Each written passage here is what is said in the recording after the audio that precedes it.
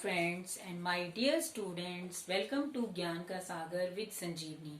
आपको पिछले वीडियो में मैंने वर्णमाला के बारे में पढ़ाया। तो वर्णमाला में मैंने उनके बताया कि कितने उसकी वर्णमाला होती है, स्वर के बारे में बताया, व्यंजन के बारे में आपको बताया। तो इस तरह से मैंने आपको पिछले वीडियो में बताया। आज मैं आपको वर्णों के भेद के बारे में बताऊंगी।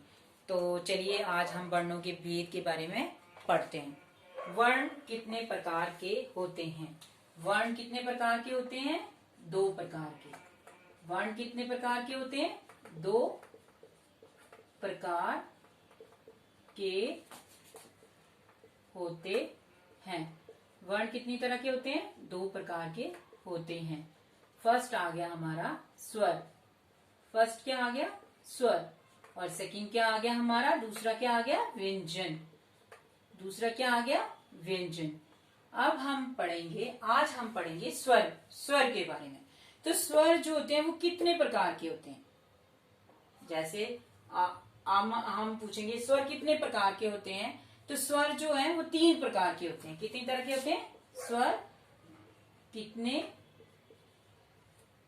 प्रकार के होते हैं? स्वर कितने प्रकार के होते हैं?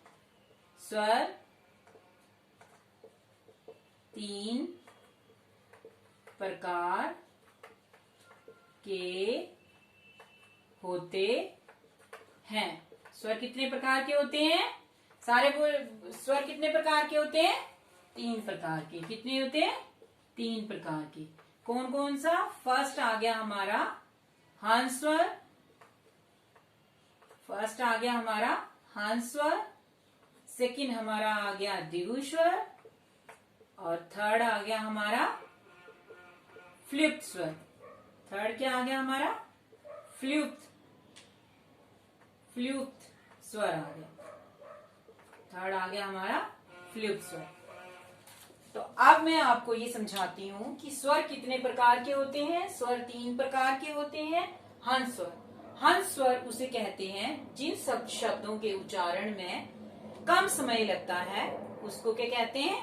हंस स्वर। जिन स्वर के उच्चारण में कम समय लगता है उसको क्या कहते हैं? हंस स्वर। हंस स्वर में जो चार तरह के होते हैं। हंस स्वर कौन कौन से होते हैं? चार तरह के। आ, अ, ई, उ, री। ये क्या होते हैं? हमारे हंस स्वर। क्या होते हैं? हंस स्वर। अब नेक्स्ट हम सेकंड वाला पढ़ेंगे द्विगु स्वर। द्विगु स्वर किसे कहते हैं?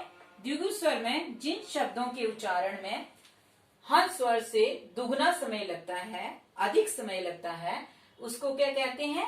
द्विगु स्वर कहते हैं। क्या कहते हैं? द्विगु स्वर कहते हैं।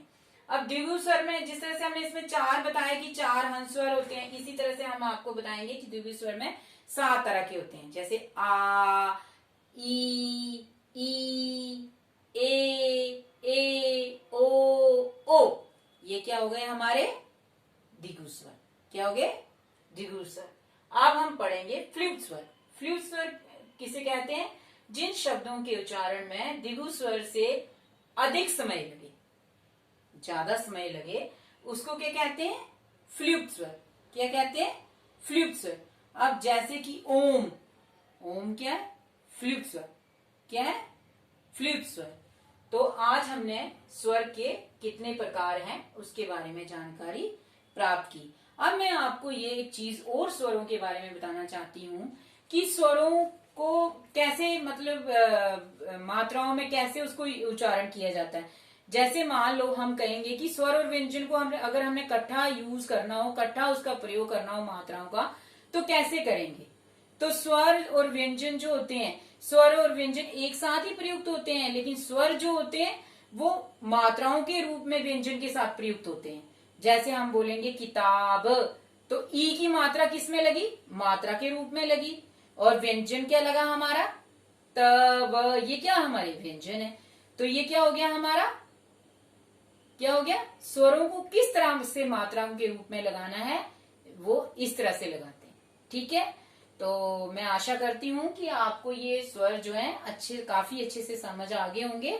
और अब मैं आपको नेक्स्ट वीडियो में व्यंजन समझाऊंगी। अगर आपको मेरा पढ़ाया हुआ अगर आपको समझ अच्छे से आ रहा है और आप मुझसे कोई क्वेश्चन पुट करना चाहते हैं तो प्लीज आप कमेंट बॉक्स पे जाइए और मुझसे कोई भी क्वेश्चन आप पुट कर सकते हैं। धन्यवाद। Thank you.